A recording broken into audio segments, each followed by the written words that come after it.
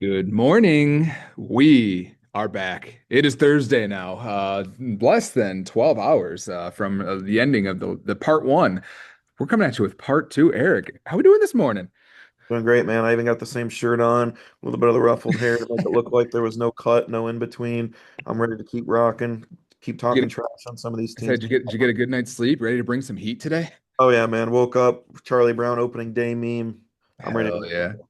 It is the real opening day, not the fake opening day. It is real opening day, and that is exciting as hell. We're gonna recap the rest of the National League, then the American League. Hopefully, get through as much as we can here. Try not to draw this out for 4 or 5 hours. We are probably 25% of the way in. So not too bad so Just the far. third, right? We did four So teams yesterday, yeah, didn't we? yeah. So we're on a good pace here. So without further ado, we're gonna get into our first team here. Dex is gonna be first here as we round out the National League here.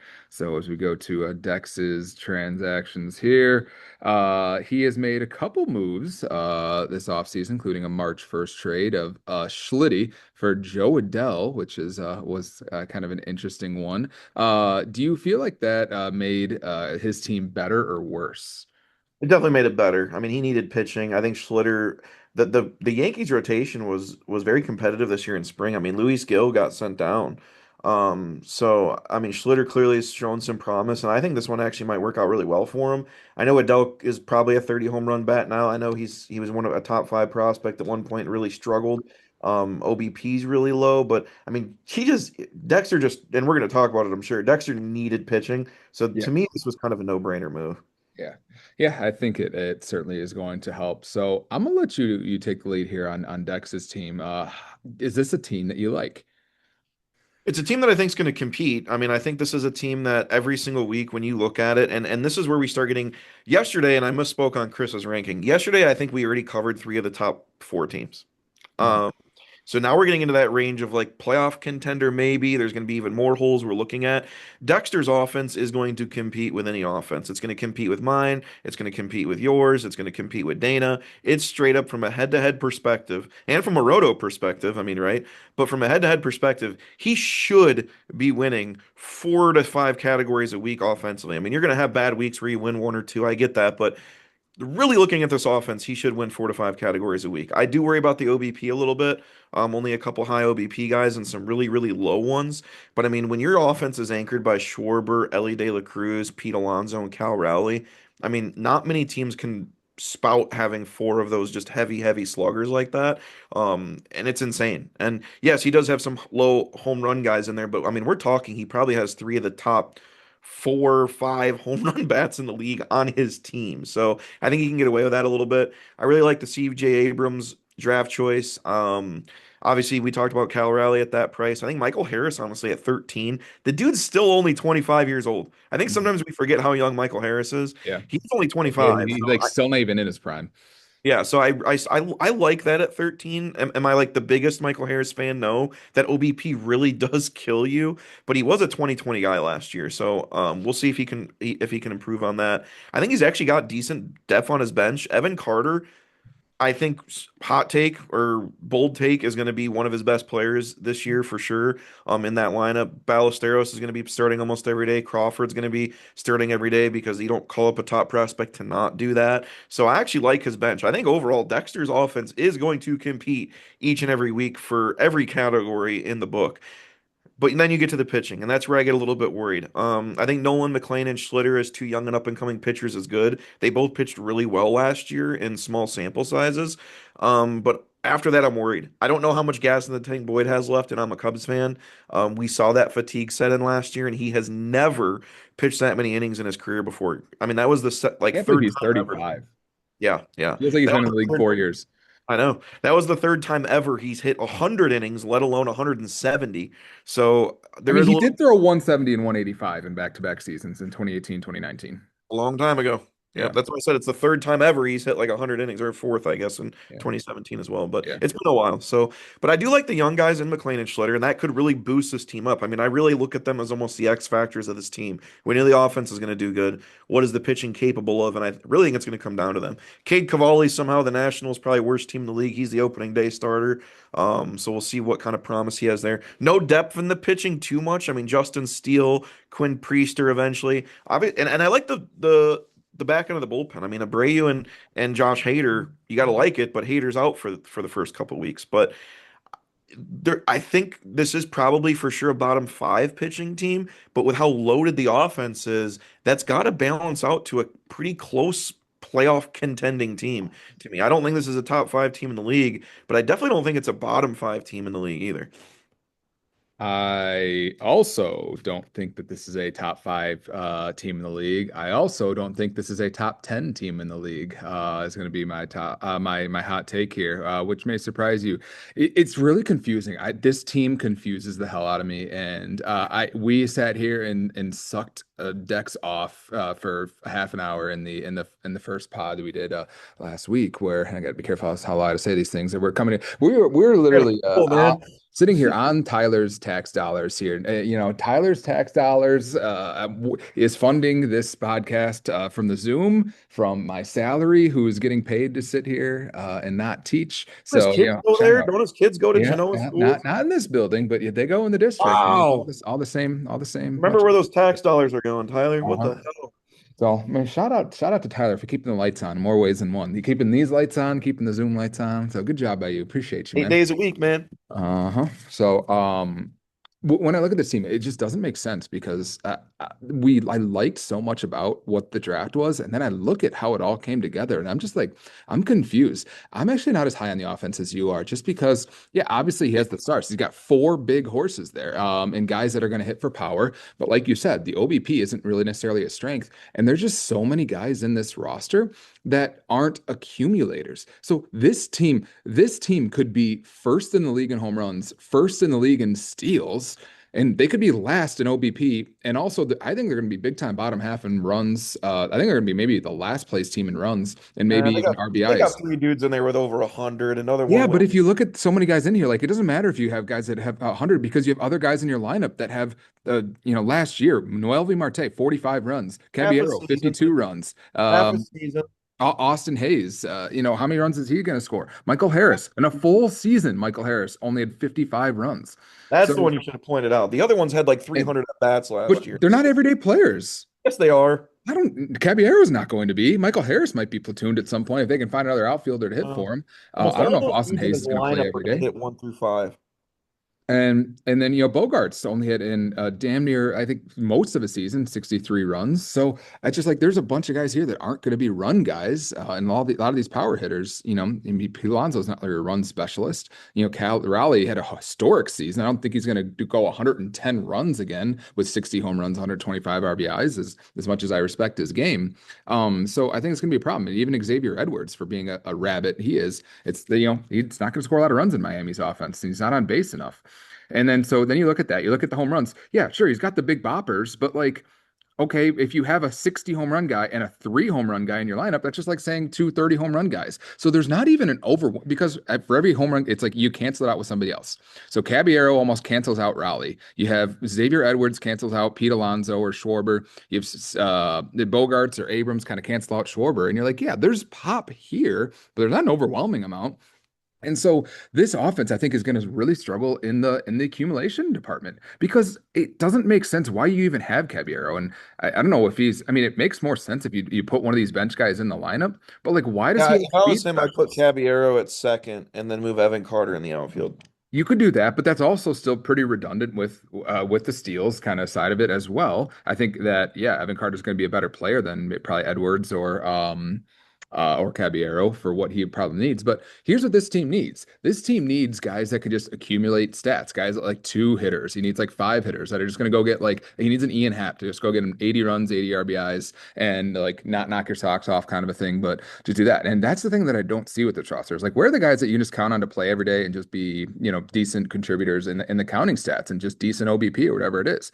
So I actually think it would make more sense if he had a guy like Carlos Correa in here, or just a guy that doesn't you don't need the steals, you don't necessarily need the homers, but a guy that's not just going to hurt you in the category to just kind of level things out. And that's what I don't see because it's just highs and lows, and it just doesn't make sense. And like, why do you have all these steal specialists? Like you have Ellie De La Cruz and a bunch of other guys that might steal 50 bags.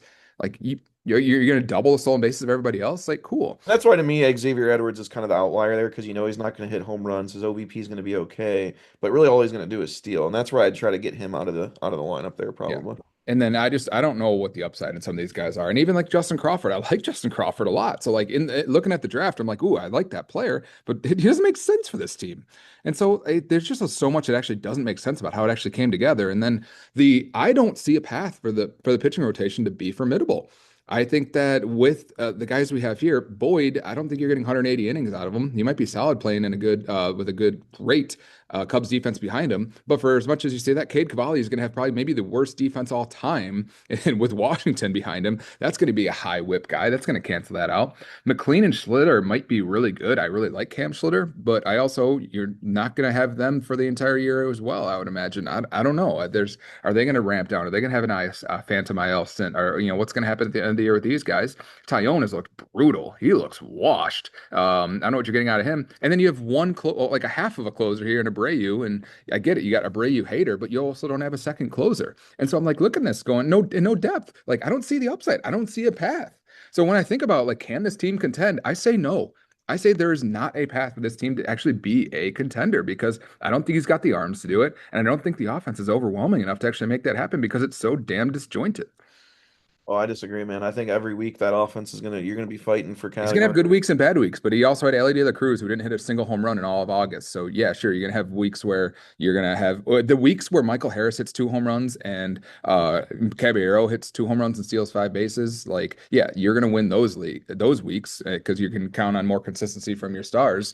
But then you're also gonna have weeks where if Cal like doesn't hit a home run that week, then like I don't you're not going to win that week, or you don't get your contributions from your other guys that are only hitting 11 home runs on the year, like Bogarts. Well, anytime you lead with he might lead the league in home runs and steals, I think he's rounded out his offense pretty good. I just, I think the home Hey, runs. right? He'll lead. I think he'll lead in steals if it looks like this, but I don't think he'll actually lead the league in home Got runs. two But dudes combined for 120 for home runs. they're not going to do that again. Sure, I would. The betting odds on that are 20 to 1 that both of them Hey, let me combined. ask you this though. Rally Alonso and Schwarber over under 120. I'll take the over 120 on those Right. three. So that means on average they're all at least hitting 40. Yeah. So then if you have three that hit one, if you have those three average 40, but then you have between Edwards, Caballero, and we'll say Bogarts, are they going to average five? Are they going to average 10 between them? Probably So around 10. So Yeah. if they have 40 and 10 makes 50. So that means six guys that average 25 home runs. If you have no 40 Right. home runs, that's not great. Oh, it's actually really good. No, because you look at a team like Justin's or a team like mine, where pretty much everybody in the lineup's going to hit 25 home runs. And then you also guys that are going to hit 30 or 40 mixed in there. We'll see That's how the not offense great. pans out. We'll see.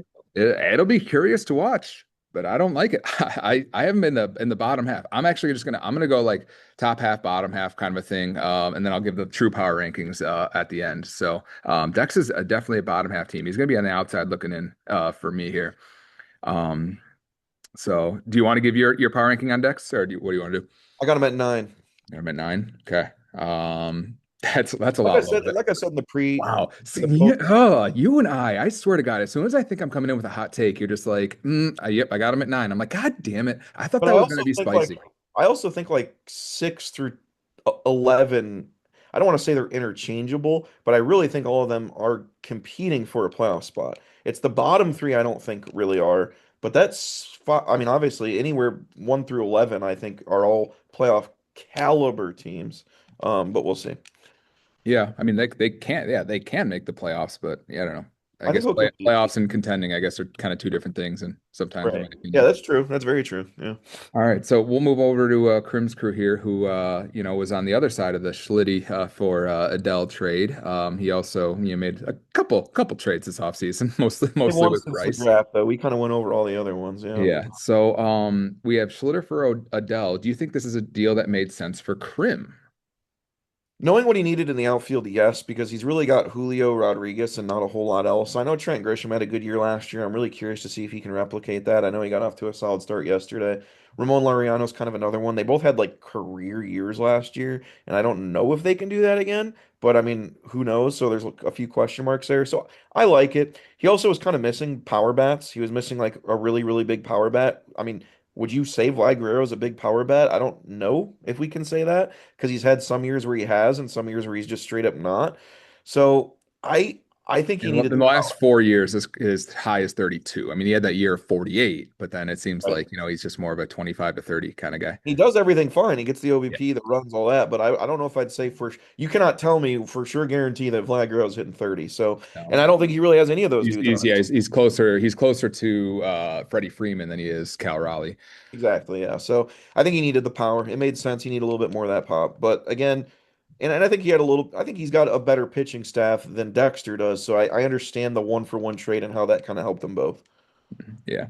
Let's see. I'm just kind of curiosity. He's drafted 127 compared to Schlitter, who's drafted 128. Wow, what a trade. Yeah, it's 120 literally a ADP, one for one. You 127 want or pitching, 128. one hitting. Yeah. So that makes sense. We'll give him the benefit of the doubt there. Usually, I'm pretty critical of Kermit trades, so we'll say, yeah, we'll see how that works out. The only problem I see with that is that like he did not have like the starting pitching depth to give up. Like it was just a weird trade to see, and I can't remember was that before or after the Hunter Green injury that he made that trade. Do you know? March 1st would have been before because that's literally like the day after the draft. Okay.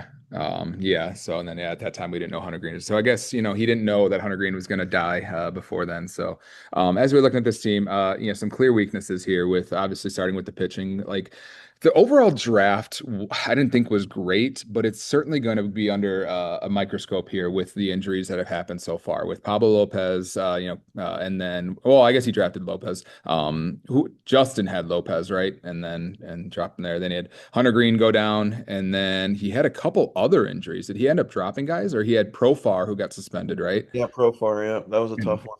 and then I Krim thought he had got one more for injury. spring training of not many injuries or issues. Krim got railed a couple times. Why am I drawing a blank on what the other ones were? Because I don't I see mean, him here. Profar and Green are two, I think, pretty Yeah. big ones there. Yeah, So okay. Oh, and I guess Dylan Cruz got sent down. That one Unclear is hurt. getting sent down. Yeah, Yeah, so he kind of got a little bit unlucky there, which, I wouldn't have probably kept Dylan Cruz at that salary anyway. So, I mean, that's kind of egg on his face. So, looking at the rotation here, if your ace is Dylan Cease, I don't love that. I don't like what you're kind of getting out of him there. You don't really know. It's just a mystery box. Could be an ace, could be not be an ace. And, it's really kind of a coin flip there. You got Sonny Gray, Max Meyer, Nick Pivetta, Jeff Hoffman, Victor Vodnik, who I think he's probably going to swap out for one of these starting pitchers. Probably like Cody Ponce, who he probably likes, is and Braxton Ashcraft, who I do like Ashcraft a little bit. So if we kind of swap in one of those pitchers, it might be okay.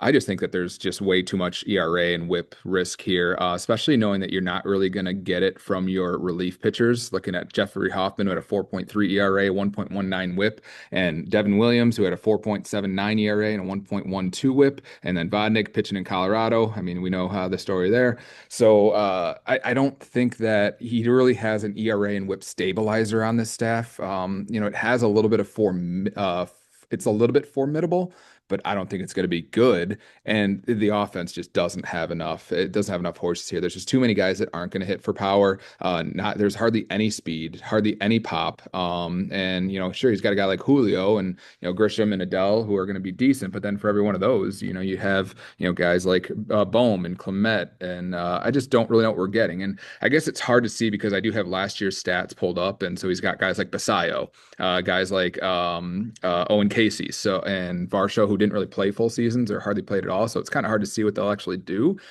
As I'm looking at it, I'm raising on it a little bit, but it's hard to foresee an actual path here to this team being good. yeah. From top to bottom, I don't think there's any like horrible player in the lineup. In fact, I think those are all like startable players. But you're right, when there's only two guys on your team with double digit steals last year, that's rough. That's bad. Mhm. And it's not like Julio's a 50 steal guy either. His most is 37, and he had 30 last year, so he's going to get you some. But you need to, if you don't have those guys, you need to at least have everybody be chipping in 10 to 15, 10 to 15, somewhere along those lines. So I do think steals is going to be an issue. I think OBP could somewhat be an issue. Again, I don't think there's massive weaknesses on the offensive side, but I would say after Rodriguez and Vlad, again, there's two big superstars. There is a pretty steep drop off. I mean, who is his next best player after Yeah. Vlad and Julio? I mean, is it Laureano? Is it Grisham? I don't know if any team feels confident saying that that's their third best player in their lineup, you know? Yeah. Yeah. Um, and pitching wise, he is going to be one of the best strikeout teams. I mean, we got Cease at over 200, probably the best strikeout pitcher in baseball from a innings to strikeout perspective. Um, Hmm. Sonny Gray is going to be close to 200. Nick Pivetta is going to be close to 200. And obviously, if Hunter Green was there, I mean, this would be, I think, the best strikeout team in the fantasy league if he had all those guys ready and I think rocking. Chris will strike out more, but yeah, he'll Well, be yeah, up I mean, there. with Hunter Green being out now, yeah, of course. But I actually do like some of the depth there. I like Rhett Lauder. I like Cody Ponce. I like Ashcraft. So for some rotations being as bad as they are, he's actually got I think it's an okay rotation with decent depth. So I don't think this is one of the bottom half rotations. I really don't. I think this is just really, I know we use the word blah a lot in the past, but to me this really is kind of like one of those blah teams that I don't think quite has enough to compete, but I don't think is bad enough to be one of the worst either. I don't see enough. I just think that there's so much that's like there's just so many coin flips here, and that just I don't see that there. The Mm, whip's going to be high. The ERA is probably going to be high. There's going to be no yeah. steam. So there's going to be some categories he's going to really struggle. And so Well, from a like, are you getting? It's like I'm looking at this like a math problem. It's like a point or one half to like the fourth power here because it's like a coin flip. Is Pavetta going to be good Pavetta or bad Pavetta? Is Max Meyer going to stay healthy or is he not going to stay healthy? He's never really done it before. Is Dylan Cease going to be good Dylan Cease or bad Dylan Cease? And Devin Williams is going to be good Devin Williams or bad Devin Williams. And so it's just like not only do you have like some health risks with Max Meyer, I think Pavetta's been relatively healthy, right? Yeah, Pavetta's been relatively healthy throughout his career. Same thing with a lot of these guys, but it's just like the performance thing. It's just like it's not even a matter of necessarily health. It's a matter of like, are these guys actually good or not? Which is kind of weird and makes it hard to really trust what this team is. And so I think even like if everybody on this team hits its ceiling, which never really happens for anybody, where everybody hits their ceiling. I don't know. I do think that there is some decent pitching depth here because I do like Ashcraft. I think Ponce is good. A lot of people are saying good things about him. Lauder could be okay. And Leiter has stuff, but he just has never really figured it out. And so I mean, maybe that the pitching depth, he plays the right matchups, pulls the right strings, it could kind of come together in a way that's formidable. But I just think the offense is going to hold him back a little bit. And so I can't really see, even if everything goes right, a way for this to be like a true contender, even if he does maybe sneak his way into like a middling kind of fringe playoff team. Like I said, the Green one really, really hurt because if Green was slotted in that rotation over a Max Meyer and then you throw him back in the depth, I actually do think you could argue. Again, Cease has been a Cy Young candidate before. Devin Williams has been arguably the best closer in baseball for stretches and periods of time. So I do think it was there, but yes, losing Hunter Green is just rough. I mean, that's just a blow. Yeah. Cole last year, Green this year. It's tough. Yep.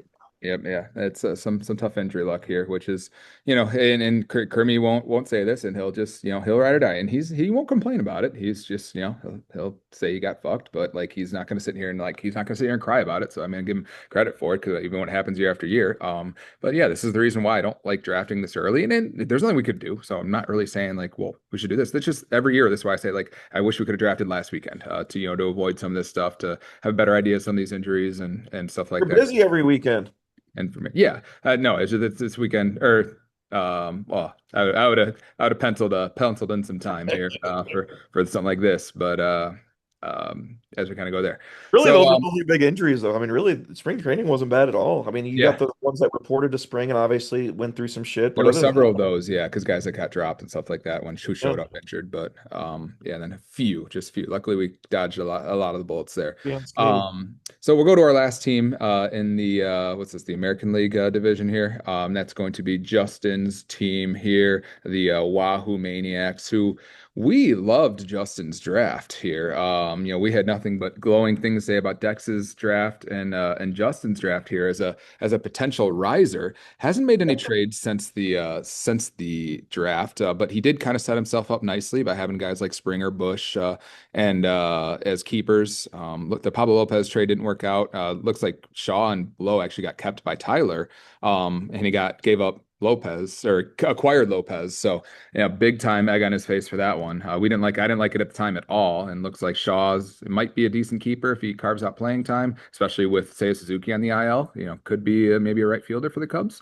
And then Brandon Lowe, who another guy who I do like with Pittsburgh this year. So I think that one's gonna kind of hurt him a little bit. So as we look at this team here, we loved his draft. We thought he was patient. We thought he pulled the right strings. Do you think it came together in a way that really rises him up to take him seriously this year?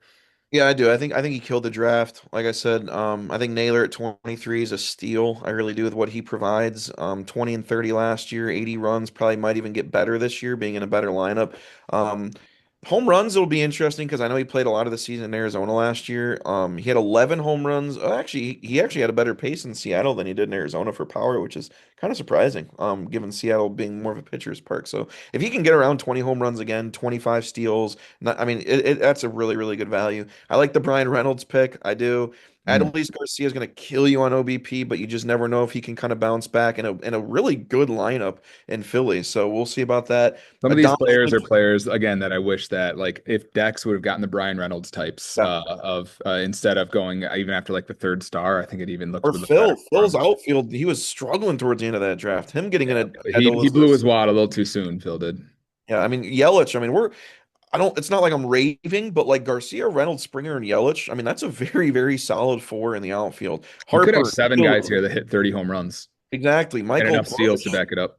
Michael Bush, I actually think is one of the best keeper values in the league at this point, based on what he did. Luke Keeschel, I think, is going to light the world on fire this year. I think he was really, really good last year.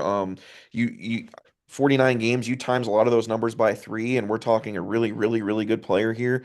So Adley Rushman, obviously, we'll see if he can kind of bounce back a little bit, but he doesn't need a really good hitting catcher. I mean, none of these guys really. The nice thing about this is there's not often he's going to have to really swap any of these guys out. He knows who his starters are, and that's with a guy I really like, Matt McLain, on his bench. Arenado, you never know if he can find a spark again. I don't think so, but you just never know. So Mhm. overall, I really, really like his lineup. I think it's solid. I think he can just slot this in each and every week, barring any injuries. I think it's really, really, really good. It's definitely a top half lineup for the most part. I do think there is some OBP concerns. I've said that about a few teams now with Mhm. Montgomery, Garcia for Hey, if sure. everybody has OBP concerns, nobody has OBP Yeah, concerns. Brian Reynolds, stuff like that. But and then you get to the rotation, and like I said, I'm not sitting here raving about it because I do think it's missing a true ace. I do. But when you look at top to bottom where he's at, Castillo, Imanaga, May, Robbie Ray, Woodruff, and then Scherzer if he needs it. Springs is coming back. Jared Jones, who knows when he can come back? May, it looks like. Grayson Rodriguez got banged up, but he should be back soon. And then Spencer Strider obviously was the tough one for him, but even that really doesn't look like a long stint. So he needs one of these guys to step up and be an ace, whether that's Strider or Jones when they come back, whether it's Robbie Ray doing what he continues to do, whether that's Imanaga being 2024 instead of 2025. I mean, hell, Castillo in the past has put up very, very good numbers. So he needs one of these guys, I think, to step up and really be that number one. But like overall, like this is a very solid, good rotation. Yeah, that's going to be my point of weakness here. I actually don't really believe in this rotation as much as you do. I think that Robbie Ray really showed that he was running out of gas late in the year last year. He had a brutal stretch there. Brandon Woodruff, we'll see kind of what he has left in the tank. I think the upside is there of what he can be, but he's kind of shown a little bit of signs of decline as well. I like He was the awesome closers. last year when he came What, back. what's that? Woodruff was awesome last year when he came back, I Yeah, thought. But I think they're just, Milwaukee's kind of been a little hesitant with him to kind of give him full-fledged workload. I think Shota is going to have a nice bounce back year with you on that. I just, Dustin May could be good. His career numbers are good. When he's been on the mound historically, he's been pretty good. I just don't know if I just believe in him to be what he is, considering he hasn't really had a sub 4.8 ERA the last 3 years. And Castillo, I just don't think Castillo's got much left either. He's just kind of progressively getting worse and worse and worse. And, he's not going to be a whip contributor. He's just not going to be a great ERA guy. He's probably going to bring your ERA up more than it's going to bring it down. And he's striking out less guys than he ever has before. So he needs some of these guys to come back quickly. But losing Strider, and we don't really know if Strider's even good, let alone he's going to be a month before he's healthy. Same thing with Grayson Rodriguez. I just don't think that there's necessarily enough here pitching wise to really take it seriously as a contender. Because yeah, there's no ace, and even if some of these guys are decent, and even if his closers, who I project to be pretty solid, Iglesias, although he's got Ranger or Robert Suarez nipping at his heels, there's a lot of question marks here, and it's almost just like wish casting almost, where it's just like on paper it doesn't look too bad, and if they do mostly what they did Uh-oh. last year, what they're capable of, it can be something. It's like it doesn't give me the warm and fuzzy feelings of this being like a consistent, solid It's not good. rotation throughout the year. So the offense I do like though. He doesn't really have the big steal guy, but he's just going to get steals from a lot of different guys here. So I don't think Naylor's going to steal 30. So I think if Naylor only steals 15, I think he's going to be a little light on steals. But I do think that maybe Keishel might steal 30 or 40, and so that kind of could even it out a little bit. Adelise, I think, is going to bounce back. Like this team could have like 7 or 8 guys that hit 30 home runs. I'm not even exaggerating. I think Bush can hit 30, Colson, Adames. I think Garcia can hit 30. I think he's done it before, right? Yeah, he's 39. There he is. Oh, okay. What was the last thing you heard? Oh man. I don't think he has a true ace on this team, kind of like Oh, what I geez. said. Man, okay. All right, I'll just go into. Oh, I guess we are still recording. Yeah, Okay. yeah, right when you came back in, it said recording Yeah. in progress. Man's Alrighty. back in the show. Alrighty. So let me get reorganized here. So yeah, I don't think he has a true ace. And so I think with some of the I hear part where I was like talking about like wish casting. Yes. So yeah, so that's just my concern there. But I do think like this offense is could be a pretty good, pretty solid offense. I think that there's like 7 or 8 guys that could even hit 30 home runs on this offense. When you look at guys like I think Bush can hit 30, Colson can hit 30, Adames, Garcia hit 39 before, and he can hit 30. Springer hit 32 last year. Yelich can hit 30. Harper can hit 30. Naylor can hit 30. And maybe Naylor's not going to hit 30, but he's going to drive a lot of RBIs. So you got like 7.5 guys there that can hit 30, and even McLean could have a big breakout. I think this team is maybe one move away. Can he get a pitcher? I mean, if he trades one of these offensive pieces, which I think he can, if he trades one of these first basemen for a pitcher, and then just slides McLean in or Arenado in, or even Alec Thomas, who I actually kind of like in, gets Kyle Sowers back in a couple weeks. I Sure. think it's just going to be. I think his offense can withstand that, and can he get the arm? I mean, if he got a guy like Cam Schlitter or Littler or whatever else, I think it's going to look a lot different, and I think that it could happen, but it's right now as it's currently constituted. I don't really see this team as a team that's actually in the top half. Right. No, you don't know. Well, okay, interesting. Yeah. So, as much as yeah, I did like the draft as well, and I think that there's guys I like here. It's just it hasn't really. I don't. It hasn't come together in a way that makes contending sense right now. Sure. No, it makes sense. I get you. So that rounds out our American League here. So National League here. So now we'll move on to the American League. You where do you have Justin in your rankings? I got Justin at 6.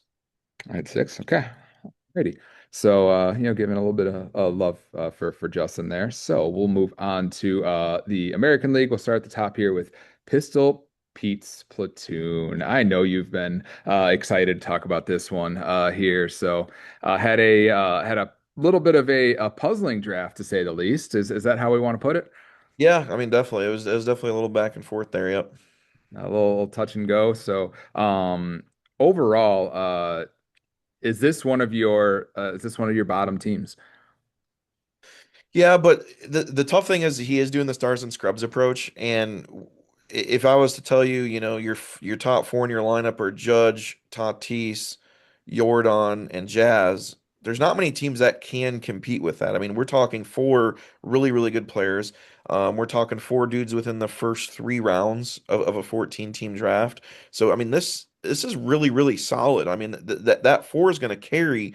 But I'm a big ADP guy, and I know the stars and scrubs approach. But I talked about how I didn't really have outside of my catcher a guy in my lineup under 170 ADP. He's got a guy at 240, 350, 240, 260, 260, Are you looking 310, at projections or ADP. oh, ADP? I thought you were talking about OBP. Okay, sorry. So he's got a lot of guys there that are just like borderline reserves. I mean, like literal reserves. I mean, obviously Yeah. Witherholt's a top prospect. He's going to start every day. You're looking at the upside there, but I just don't know how much you can trust a Miguel Vargas, a Mickey Moniak, a Kyle Manzardo. I mean, I had Kyle Manzardo off waivers last year, and he was fine, but I Hmm. mean, Yeah, I 27 just don't. homers, 70 RBIs. Yeah, that's fine. I mean, it's okay. 47 runs scored is pretty awful. So. Yeah, and Um, just under a full season Yeah, at and like I 25. said, yeah, and it's tough because again, Peter's known for not having any depth, and I think that rings true here. Ryan McMahon, Cole Young, I mean Connor Griffin's in the minors right now at $22. Christopher Morel is owned in 24% of leagues. Like nobody trusts him, so Yeah. I think it's rough. It is rough. But again, it's stars and scrubs because when you get to the pitching rotation, he also has Paul Skeens and Brian Wu. So when you bring in those four hitters and when you bring in those two top pitchers, we're saying he literally has six guys that are in the top three rounds in a 14 team draft because we're talking that would be the top 42 players, right? He Yeah. has six guys in the top 42. So again, they're going to have to carry him without question because the rest of his rotation is, I mean, I would say I trust Sandy to bounce back more than I don't. But and then if you say Skeens, Wu, and Alcantara, now all of a sudden you're like, hey, okay, Yeah. maybe you can get away with that. But man, this is a coin flip kind of team here. Yeah. So, um, I am, I think, going to be a little bit higher on this team than you are actually. I don't think this is actually one of our bottom teams, and I think that it could be. But I think that there's actually like a clear path here of like how this works out. And I think that like when you talk about like percentage of likelihood of being like a championship contender, I think this like if I were you, if you're giving me like let's say like betting odds, for example, if you say like, all right, well, the betting odds of all these teams of actually winning the championship are this, like I would actually put this team as maybe like the fourth highest betting odds to actually win the whole thing. And that's kind of I think the idea of the Stars and Scrubs approach is that you end up having guys, if you hit on those $1 guys, the Stars are going to star. But if you hit on those $1 guys, then you end up being loaded here. Starting with the rotation, I think that the rotation has a lot that you're gonna like. He's missing a closer here. So that's, it's not a perfect team by any means, but I think starting off with the big three or big two of Wu Skeens, there's not a better duo than those two in the league. I think both those guys are maybe even like Oh top man, I five. don't know about that. I don't know I about think that. both are in the top five. I think that Wu is a top five pitcher. If you look what he I did would last take year. I would take Yamamoto and Screwball one too. Yeah. Yeah. So I think that's probably close there because I think Yamamoto is probably in that 5 to 7 range too. So we haven't talked about Dana's team yet. And then you add in Sandy. If Sandy can bounce back, Connerly early is looking. He's in the rotation there. Could be a breakout stud. You have guys like Singer and Bayo who I don't love there. Reynaldo Lopez, if he's on the mound, could be decent. So maybe there's not enough depth here, and that's going to always be the key to Peter's team that we're always going to say not enough depth here. And that's where you have And to look at the owner's track record too, right? I mean, I don't Mhm. know if that factors into your Yeah. rankings, Yeah, but I think it does a little bit. So it's not like Peter's not in my top half, I'll tell you that much. yeah. But Kind of like Phil, like I but can trust Phil to make trades and make his yeah. team. If But I think that when you talk about the path of like what a truth contender looks like, or what a potential contender looks like, this team has the upside for it. And then you look at some of the guys that he's kind of filled out the roster with. It's like drafting Connor Griffin and Weatherholt and Made, who we already dropped, and Christopher Morel. Like those guys don't make sense. But I think that actually Cole Young had a fantastic spring. He could be a contributor. Cam Smith could be a second year breakout here. We know what he is. He just probably got called up a year too early. Didn't really get that development year. So maybe he kind of has a solid year this year. Showed some things and flashes last year. I don't really love Vargas here, but Moniak playing with Colorado again could be a decent accumulator there. And just some of the guys that we have in here, I think some of how the roster rounds out around those stars, around Tatis, Judge, Alvarez, and Jazz, and having a top five catcher probably in Goodman there. You got Manzardo to bring some pop. You have a little bit of power. You got a lot of bit of power, a little bit of speed here. And I think that some of these guys are actually going to be decent contributors from the bench guys. And like I don't even mind Ryan McMahon because it's just gonna be all right. Slot in the guy that's in the Yankees lineup that's gonna probably play every day, and if he has an everyday role with the Yankees, playing in Yankee Stadium, play him for his home games, hitting as a left-handed hitter, hitting home runs out of the short porch there in right field. So I actually think that McMahon can be a decent utility man for this team as well. Maybe even a starting third baseman over Beatty at times. So I think if some of these guys hit, I mean, he doesn't need Ryan McMahon to hit 35 home runs. If McMahon can hit 26 home runs and drive in 81 RBIs, like which is something that he's done before, he's had seasons where he's had 20 home runs, 23 home runs, driven in a decent amount of RBIs, a career high Colorado. 86 RBIs. Yeah, but I mean, Yankee Stadium for him is probably even going to be even more hitter friendly for him than as a lefty than Colorado is. And Colorado more boosts batting average also than it does home runs a lot of times too. So I actually kind of like the offense here as it comes together. It's not that I think it's going to be good, not that I think that it is good, but I just think that there's a clear path here. If these guys are like like they don't need to hit their 100th percentile outcomes, just hit their like 80th percentile outcomes, and they'll be okay. If Manzardo just hits 27 to 31 home runs in his second year and drives in 80 RBIs, like that's not asking too much. If Beatty can hit 15 home to 18 home runs, he hit 18 and under 400 at bats last year. If Moniak can just Hunter hit Goodman was a 25 home dog runs and too. steal 10 bases, I mean, these guys can do it. And if they do, and the stars stay healthy, which is something that these stars do not do a good job of doing, especially Tatis and Jordan and Jazz, they all have their IL stints every Yeah. year. Even So Judge a little bit. So and when that happens, does he have guys ready to step up, or will he? Probably not. So I don't know. Yeah, I don't really trust Peter to get it to the finish line. But of all the rosters, I think that this one has more up. Like I think that this roster has a higher upside of winning the league than Dex does. yeah, I mean, I don't disagree with that because again, you do have these superstars, so I don't disagree with that at Mhm. all. There's going to Well, be so does some Dex. there's going to be some weeks where Peter wins 7 or 8 categories just because his team's just going to put it all on you. But there's also going to be those weeks where he might win too. So Hmm. I don't know how you could have this team that much different than Dexter's because I do think Dexter's offense is overall better. Pitching's different. So I mean, I could see where you have Peter's team maybe a spot or two higher, but I just don't see where there should be too much of a gap here. Hmm. Yeah, I would kind of agree there, and I actually don't have them far off in my rankings. But Peter is another team that unfortunately I do not have in my top half here. Yeah, me neither. I have him at 10. So, all right. So that'll be one. Man, I don't think we've been off by more than like two or three on any of these. As I texted you and said, "Hey, I think we're gonna have some hot takes here. I think we're gonna really disagree on some of these teams." And here we are. Like we're kind of in lockstep on most of these so Yeah. far, and I hate that. All Hey, right. What's that? I said, hey, we picked the playoff teams pretty good the last couple of years, so we'll see. All right. All right, next we'll go to the newcomer, Matt, the Bad News Bears here. Like that he's been pretty active, made a couple moves. Always wanted to slide in the DMs a little bit here. Made a couple trades since draft night. Made a couple trades beforehand to set up his team, what I thought was some positive moves in the right direction.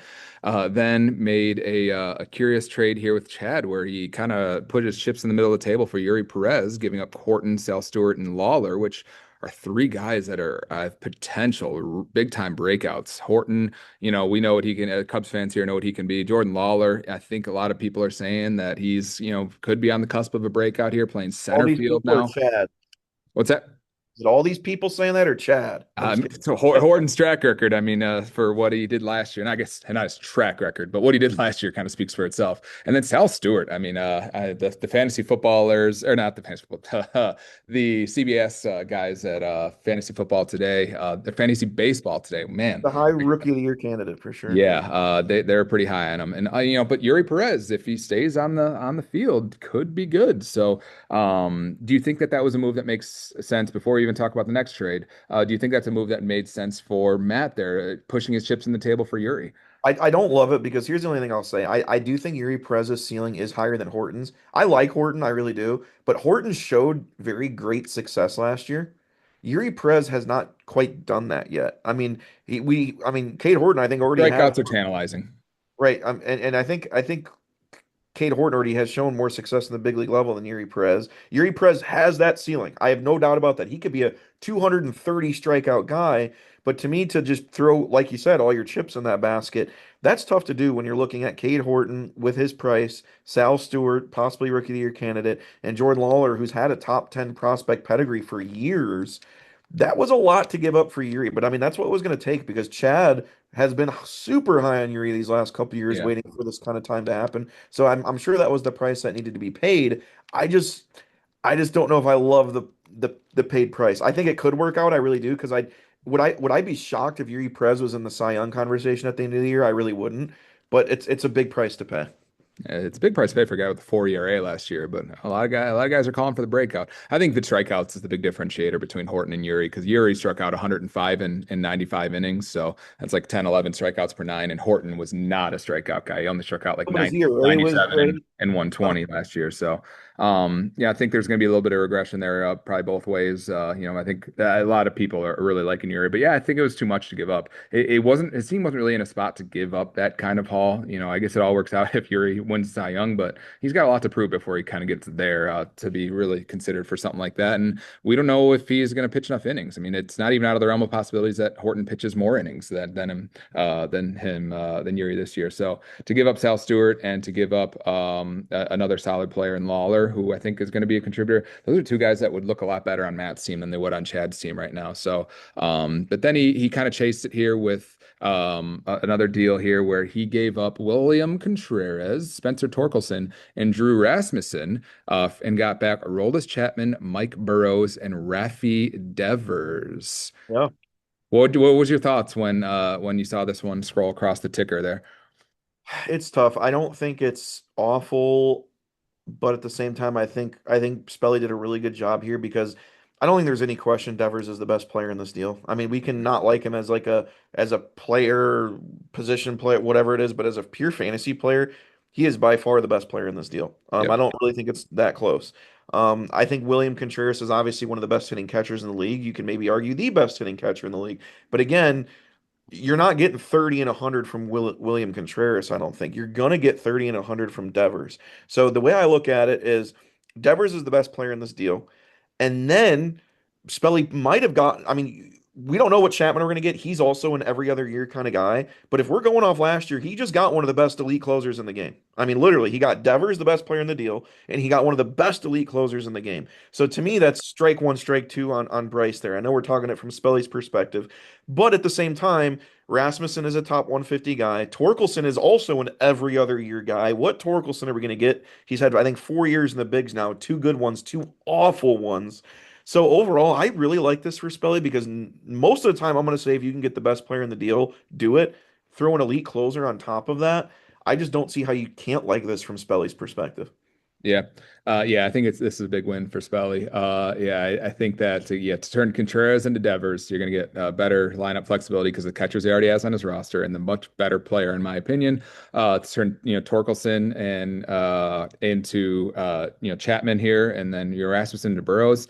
I'm not sure what kind of fantasy contribution you're getting out of Rasmussen. I mean, great ratios last year, but if they're still not going to let him go into the fifth inning. I mean, Rasmussen was healthy all of last year. This is not one of those where like, oh, if he throws 200 innings, if he stays healthy, like no, he was healthy all year. He made He, 31 starts and he only he threw literally 150 averaged less innings. than 5 innings a start. Yeah. Yeah. So, yeah, as we kind of look at this here, and it's just like, so you're not going to get strikeouts out of him because not only is it a bad strikeout rate, but it's also not an accumulator because he's not going to go deep into games. He's Look at the still on quality the Rays. starts.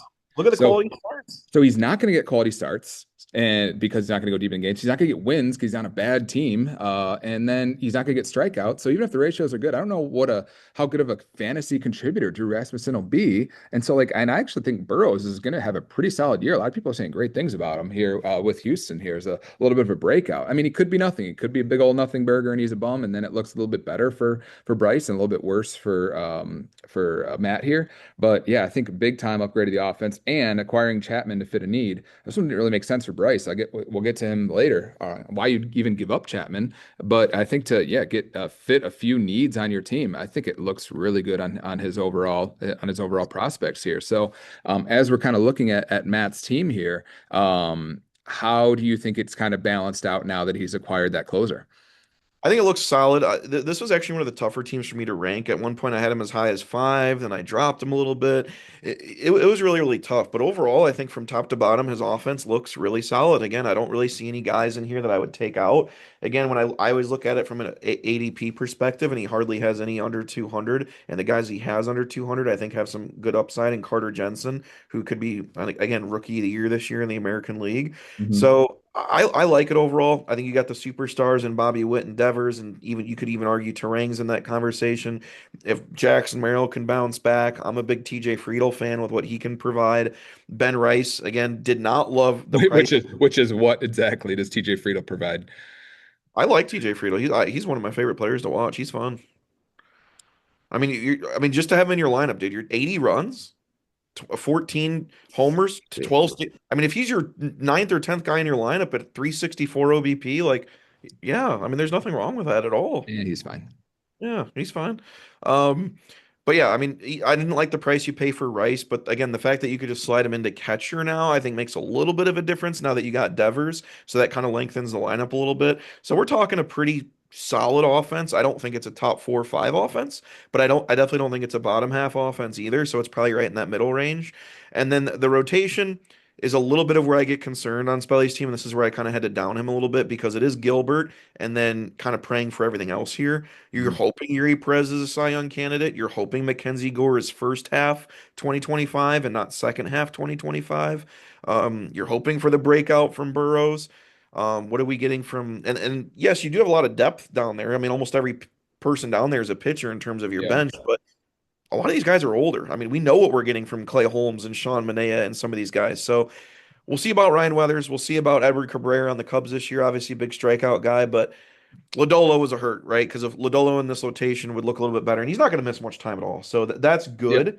But I don't know, man. I mean, the rotation scares me a little bit. But if Yuri Perez is a dog, then you talk about Gilbert and Perez at the top, and then I feel better about it. But I like the offense more than I like the pitching for sure. Yeah, yeah, I kind of look up and down here, and I don't really see a whole lot of gaps in what we see here. I don't really love a lot of the guys that are in this lineup, and I don't know if there's enough star power to overcome that. I think if you have, having a guy like Friedel, a guy like Frelick, a guy like Arias, having those guys is fine if you have kind of the star power to back it up, which I'm not sure this roster has. I mean, Bobby Witt, like I said, if you're having a $60 player, you're going to need to build some cheaper guys around it that can contribute. And I think that Frelick and Friedel are guys that can do that in a way that is fine. Nimmo's an accumulator, Merrill's an accumulator of should have some decent counting stats from those guys. Chip in some decent, hopefully OBPs and some home runs, RBIs, runs, all that good stuff.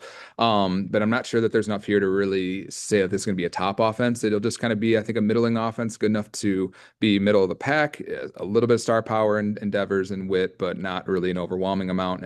But there's also not really big weaknesses here that I can see. He needs Witt to stay healthy. He needs Witt to steal probably more like 50 bags, not 38 bags. But because he's going to be a little light on speed, especially if Jackson Merrill doesn't get back to stealing. But we'll kind of see how that goes. Turang being one of the top second basemen in the league kind of helps too, and Rice being maybe one of the top catchers as well. And that's kind of something that he does have a little bit of an advantage here, where it's just like it doesn't look great on paper, but if has like a top three catcher and a top three second baseman that a lot of guys don't have, it might not look good on paper, but he's kind of getting an advantage in those categories every week over some of those. So, and then just yeah, not enough proven in the rotation here. I think Logan Gilbert's going to have a really good year. Yuri Perez we'll kind of see has some upside. I do like Sproat, and so I think that with Chapman as your one, and if O'Brien saves enough games with St. Louis, if he is the closer, I think the pieces are kind of here to be decent. This is going to be one of my top half teams, but this is again another one of those teams where it's just like the path to being an actual contender. Like this team, I think on paper is better than Peters right now, but I think that Peter has a better chance of winning the league than he does. So Yeah. he's going to be actually higher than Peter in my power rankings, but like I take Peter almost more seriously. But I think I actually might even, based on what I've seen so far, I trust Matt to kind of right the ship a little bit more than others. Yeah, it's pretty crazy for a guy that's only been in the league for a few months, and we just know Peter's track record of waiting too long to make a move. He's got the superstars. Hopefully, he just doesn't wait too long. But I'm right there. I'm right there with you. This was real, like I said, one of the harder teams for me to really judge and predict because, like I said, at one point I had him as high as like 4 or 5. Then I kind of looked at more teams again, bounced back. So overall, I got him smack dab in the middle, right at 7. All right. I guess we'll kind of see how that stacks up against mine as well. So all right, we got just a hair after 9 o'clock here. So I know you got to make a phone call. So we're going to put a pause right here. Maybe we'll process this part two and we'll save part three, our last I think we got 5 teams, 6 teams left. Yep. 5 teams, right? We just And started the new division. you Or know, 16. You're right, 16. hopefully we can finish those either in a little bit or some point this afternoon. Alrighty. Um, Let's